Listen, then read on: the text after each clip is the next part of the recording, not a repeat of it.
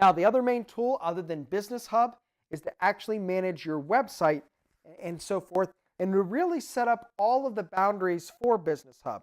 I mean, for this product, we had to set up that, hey, it can be DTG'd, or it can be screen printed, or it can be sublimated, and here are the prices, and here are the sizes, and here are the colors. There are a lot of variables that go into all of this, and essentially where we manage it is within this admin.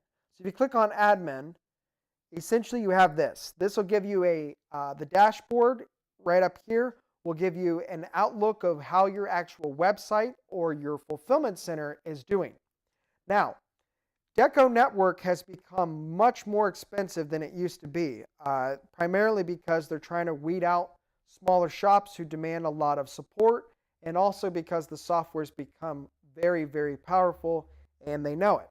So if we come to our pricing, just to give you an idea, nowadays you're going to pay around $200 and you're going to be limited to 100 stores. What is unique about our situation is we were grandfathered in to the old pricing, which is $150, unlimited amount of websites, but we pay a very, very small transaction fee, which keeps us way under what the average Deco Network user pays. So the good news is we had to do a lot of things much more difficult that are now much easier. Essentially, a lot of the things I was paid for to set up are now much easier to do, but we essentially have much lower pricing because essentially we had to do it before. So within the admin, we have many different settings here. If you come to account, this is primarily where you're just going to manage the different users, our billing history, method, and so forth. You're not going to use this account very often. All right, within the reports, there are really mainly two places that you're going to go. One would be export orders. The export orders allows you to essentially export all of the information as far as accounting that you need. How much was paid for the actual product, shipping, taxes taken out, and so forth. So if you come to, again, export orders, click on CSV, you could then actually come to create export and enter a specific date range. So let's say we wanted to do it for all of last year. We would then go to January 1, 2016 to December 31st, 2016. And it would give us essentially an entire breakdown of all of our orders for last year, which we then could find out how much was actually paid for blank products, the decoration, and the shipping, and then how much taxes are actually due. As well, over here, we actually can export purchase orders. The purchase order essentially is a layout of all of the products that we need to order from our supplier, primarily most of the time Sanmar.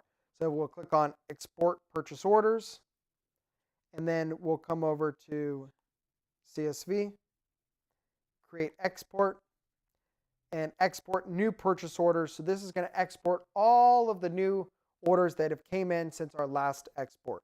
So again, when it comes to reports, you're primarily just going to export orders, which you're going to do monthly or quarterly or annually, really primarily just for accounting.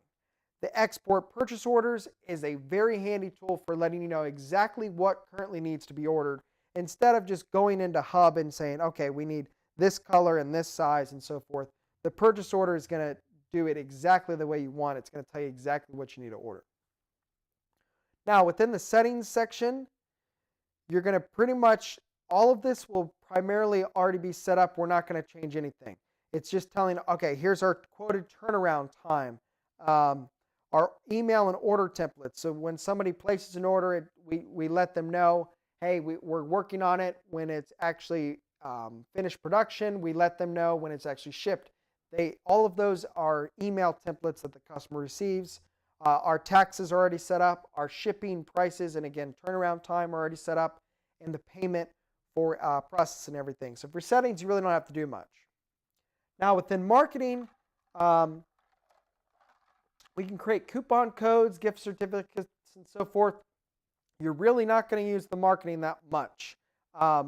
There's not as many marketing tools as you would think within this section. It's primarily just essentially like coupons and so forth.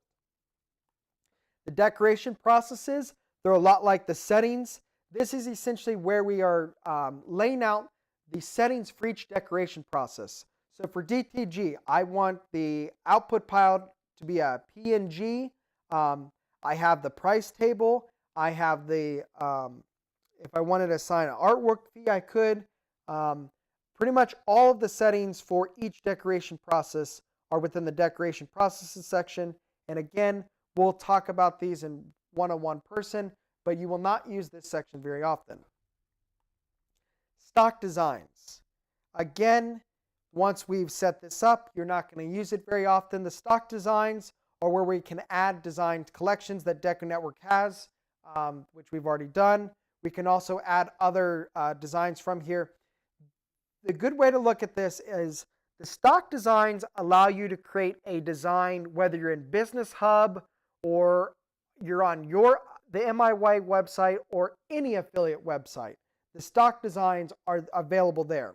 And you can add designs by coming here to add design and then upload design, or you actually can create a design template, which is a very new feature, but it's a little bit more advanced, and I don't recommend it yet. So again, stock designs, you're not really going to have to use.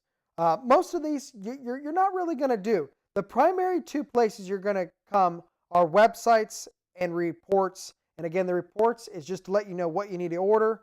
The websites, it'll be little tweaking here and there if we need be. Within the product section, the product section is where we actually manage all of the products that we are going to sell. So for instance, we offer this PC150. And again, if we click on the actual product, we can manage it as far as the sizes, the colors, the category that it's in, how much, where you can decorate, if you want to decorate the sleeves, the back, the front, everything about the settings that would want to or need to be possible within this product are actually within these settings. Again, we've already set up most of these. They're pretty intuitive as far as being able to set them up. If you want to make changes, they're actually real easy. And you can even clone a product beforehand just in case anything were to go wrong. Also within this product section, again, you're primarily just going to use this products. We aren't going to really use the inventory or any of these other settings too much. Within the websites, this is where we can actually manage our own website or any of our affiliate websites. So here are all of our affiliate websites essentially in My Fulfillment Center. I could actually come up here to View Stores and select them from here as well. But from the actual website, here are all of our management settings. The primary thing that you're going to want to do, again, is just to come to the websites. You can change some of these global settings. I don't really recommend it. It's not going to be that necessary. Primarily what you're going to want to do is you're going to come over to essentially the MIY one, and you're going to click on Manage. Once we click on Manage, it'll actually open up the settings for this website. So over here, when you initially open up the websites, it's essentially your general settings. And then once you actually open up a website, you have the settings for that website. From here, we actually can click here to view the site. So as we're making changes, it'll update there. Now, Deco Network is about to implement a drag and drop system for organizing websites.